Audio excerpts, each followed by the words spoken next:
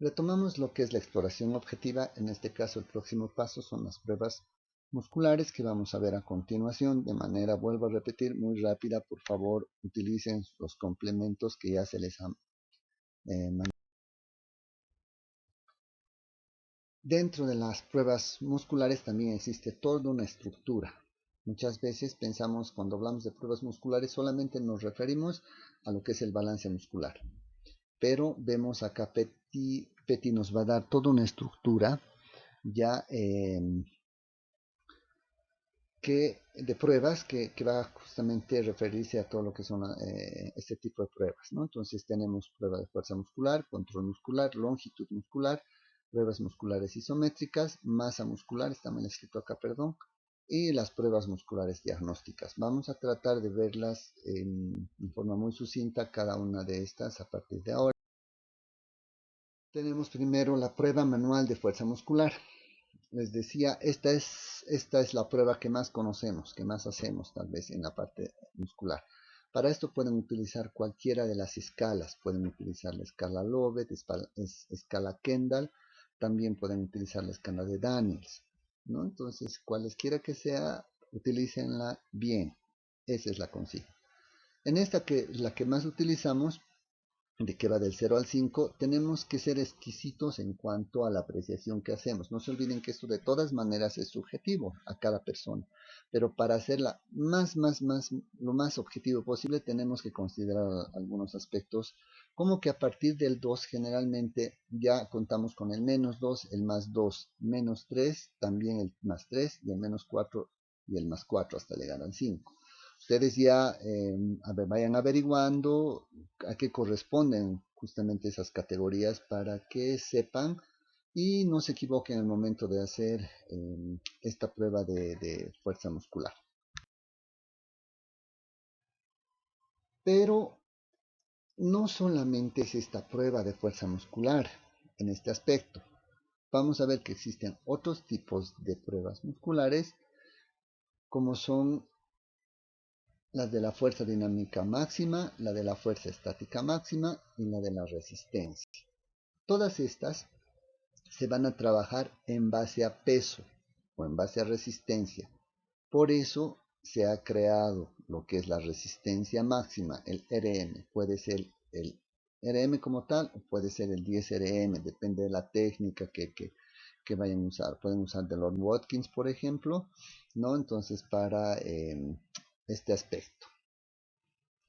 Entonces, para tomar este tipo de pruebas es importante el RM y a partir de qué porcentaje van a usar ustedes para la fuerza dinámica máxima, para la fuerza estática máxima y también para la resistencia.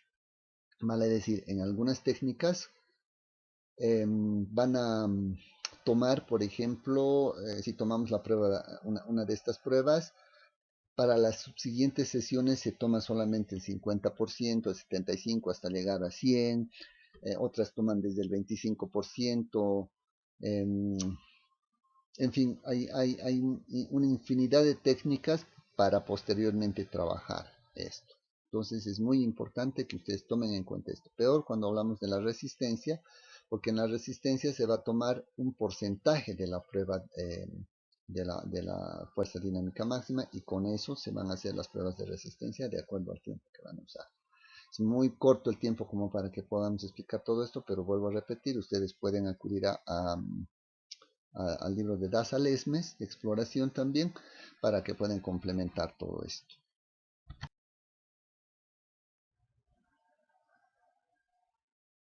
Ya en lo que les había mencionado de la fuerza estática, perdón, las pruebas de fuerza muscular, tenemos obviamente la fuerza máxima estática y la fuerza dinámica máxima dinámica. Simplemente para mencionar qué es la capacidad que posee un músculo esquelético para generar tensión activa. Entonces, dentro de esto estamos con lo mismo, solamente que en uno, obviamente, no se va a mover el segmento y en otra sí se va a utilizar el movimiento del segmento. Otro aspecto de la fuerza también comprende lo que es la potencia global. En muchos casos tenemos que medir ya la potencia global, Y para esto tenemos que aplicar cierto tipo de pruebas. La potencia muscular en este caso va a estar considerado como la relación entre la fuerza y el tiempo que se tarda en aplicarla, ¿no? Con criterios de objetividad, validez y confiabilidad. Entonces tenemos acá, por ejemplo, la prueba del balón medicinal, ya que es una prueba de fuerza. Esto ya se lleva en quinto en fisiología del ejercicio. Ya no la vamos a repetir acá. Y acá sí tenemos una prueba que es no validada, pero vale como prueba para cierto tipo de personas, como este usuario, por ejemplo, que realmente le cuesta levantarse de la silla. Entonces, en este caso, ¿cómo se mide la potencia global? Simplemente se va a medir el tiempo ya que la persona va a tardar en ponerse en bipedestación o viceversa también.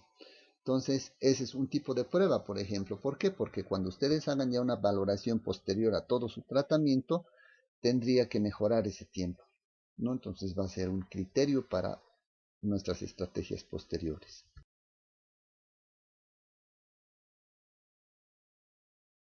Dentro de las pruebas musculares pasivas tenemos la prueba de extensibilidad o de longitud también que había mencionado en un principio. Esta prueba simplemente se va a basar, o estas pruebas se van a basar en el estiramiento, en la elongación que vamos a producir en un músculo. Para esto hay que saber específicamente los tipos de prueba. Hay un libro muy interesante que es justamente estiramientos musculares del autor Ilinen. Es muy bueno, les recomiendo para que puedan ustedes ya valorar cada músculo en forma analítica. ¿Qué nos va a dar acá? Simplemente cuánto va a limitar el arco de movimiento o el rango de movimiento que están sobre el que influye esos músculos específicamente. Entonces, de acuerdo a eso, puede haber una insuficiencia muscular pasiva leve, moderada o severa. Eso ya, mediante vayan ustedes preguntando, podemos ir aclarando muchos de estos aspectos, ¿no? Entonces, aquí la aclaración es exacta, o la indicación. Ustedes tienen que saber todas las pruebas de longitud, es decir, cómo se elonga todos los músculos para poder hacer este tipo de pruebas.